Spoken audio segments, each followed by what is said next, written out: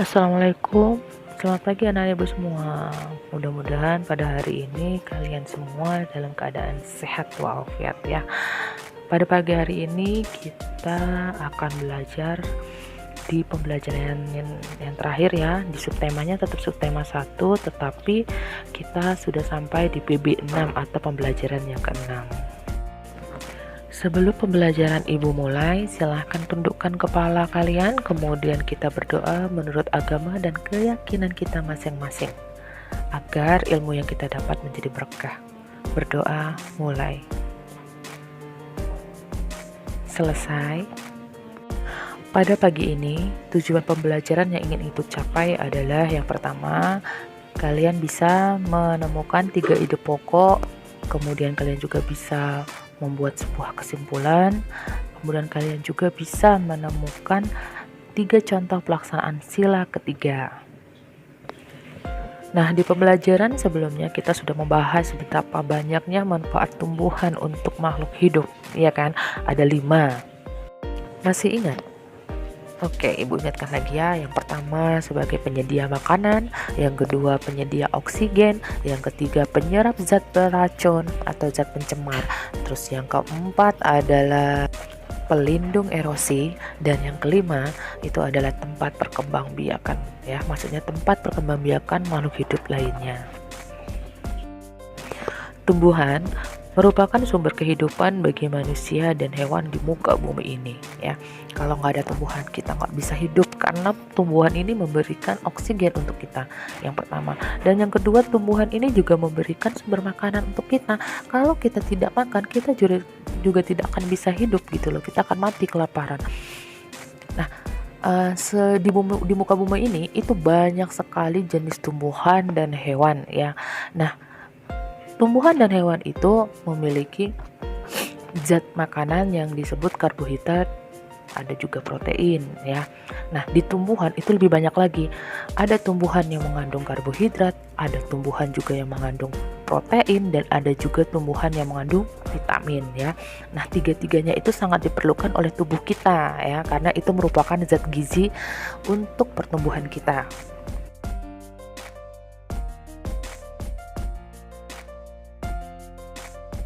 Sudahkah pagi ini kalian sarapan dengan makanan yang baik? Makanan yang baik artinya di sini adalah makanan yang bergizi, makanan yang mengandung 4 sehat 5 sempurna. Jadi semuanya itu terpenuhi ya. Mudah-mudahan sudah ya nak ya. Karena jika tubuh kita menerima gizi yang baik dan seimbang, maka kalian akan tumbuh dengan sempurna. Nah, untuk mengenal tumbuhan-tumbuhan itu apa saja sih, tumbuhan-tumbuhan apa saja yang mengandung protein, vitamin, dan karbohidrat? Ayo kita lihat gambar berikut ini ya. Nah, di sini ada gambar pisang dan buah-buahan yang lainnya, ada wortel, ada kentang, dan ada singkong ya. Anak-anak bisa tunjukkan kepada ibu apa saja yang mengandung vitamin? Betul sekali ya, yaitu yang mengandung vitamin itu ada buah apel, kemudian ada buah jeruk, anggur ya. Sedangkan yang mengandung karbohidrat itu adalah kentang ya.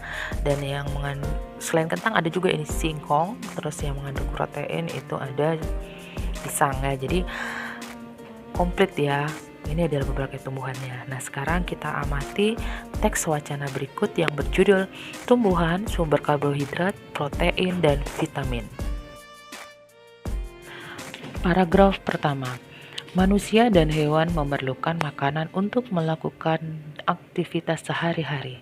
Oleh karena itu, jenis tumbuhan yang banyak mengandung sumber energi perlu dikonsumsi setiap hari. Ada beragam jenis tumbuhan yang mengandung karbohidrat seperti padi, jagung, dan umbi-umbian. Paragraf kedua, manusia dan hewan juga memerlukan makanan yang cukup mengandung protein untuk pertumbuhannya, seperti untuk tumbuh tinggi, besar, dan mengganti sel-sel yang rusak dalam tubuh. Ada beragam jenis tumbuhan yang mengandung protein, sehingga membuat kita tumbuh sehat. Tumbuhan tersebut adalah kacang kedelai yang terdapat pada tahu dan tempe, kacang tanah, kacang merah, kacang hijau, dan kacang-kacang jenis lainnya. Manusia membutuhkan jenis makanan yang mengandung vitamin. Vitamin diperlukan untuk menjaga kesehatan dan melindungi tubuh kita dari serangan berbagai penyakit. Ada beragam jenis tumbuhan yang mengandung vitamin untuk menjaga tubuh kita agar selalu sehat, yaitu sayuran dan buah-buahan. Sayuran dan buah-buahan tersebut meliputi bayam, kangkung, kacang panjang, terong, buncis, tomat, pepaya, mangga, apel, jeruk, dan banyak lagi. Sekarang mari kita ingat lagi apa sih pengertian ide pokok dan kesimpulan yang telah kita pelajari di pertemuan sebelumnya.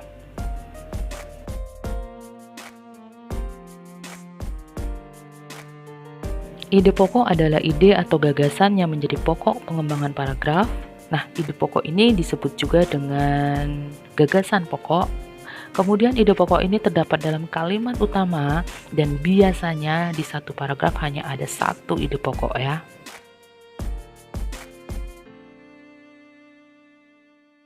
Sedangkan kesimpulan adalah intisari dari sebuah bacaan.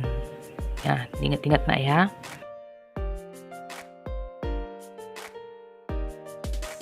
Tugas kalian hari ini adalah silakan kalian mengerjakan 5 soal yang saya berikan. Yang pertama, silakan temukan ide pokok dan kesimpulan masing-masing paragraf ya.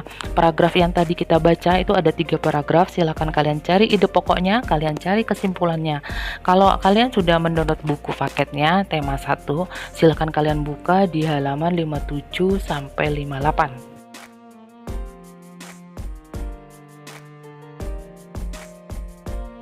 Nomor 2, pernahkah kalian merawat tumbuhan yang ada di rumahmu? Silahkan dijawab ya nanti ya. Dan yang ketiga, mengapa kita harus merawat tumbuhan? Yang keempat, merawat tumbuhan itu merupakan pencerminan sikap dari Pancasila sila yang keberapa ya?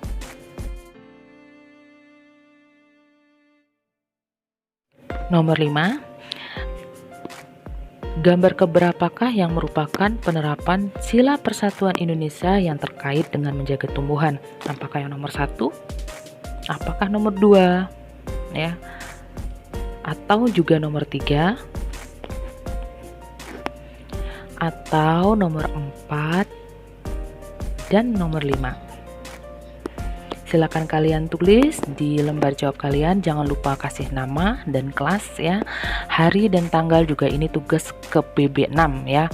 Nah, jangan lupa juga kalian juga harus menerapkan pada kehidupanmu sehari-hari untuk selalu merawat tumbuhan yang ada di sekitarmu. Ibu akhiri, wassalamualaikum warahmatullahi wabarakatuh.